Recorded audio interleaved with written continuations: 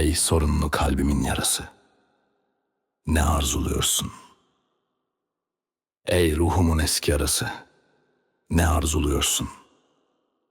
Ey kurumuş nehir yatağı, gözlerimin bulutlarından akan kırmızı yağmuru kucaklarım, ne arzuluyorsun?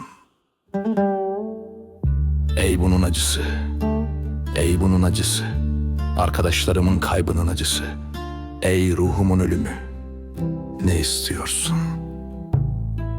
Huzurum, gülümsemem, güvenim, hiçliğim. Başka bir şey bilmiyorum. Ne istiyorsun?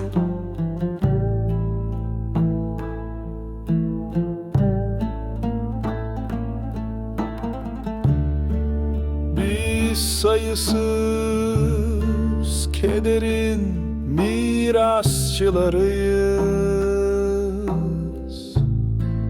Bekleyen gözlerin gözyaşlarıyız. Biz tozla kaplı, uzak ve yalnız bir ülkeyiz. Elimizde kederden başka bir şey yok. Birbirimizden başka bir şey yok. Bir gülümsemenin hüznünü kovalıyoruz. Bu belirsiz günlerden yorulduk. Dünya, hüznün bundan daha uzun sürmeyeceğini söylüyor.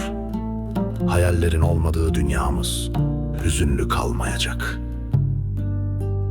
Kalplerimizdeki kargaşayı yatıştırmak için bir şey söyle, bu acı nefret kalmayacak. Ey dönen çark, yükseklerin benim ve bizim yerimizde sonsuza kadar kalmayacağını söyle. Bu kederli evin çığlığı sessiz kalmayacak.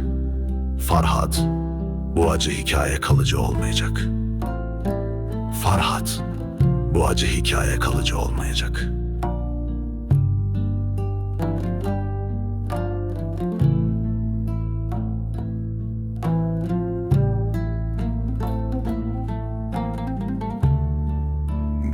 Biz sayısız kederin mirasçılarız.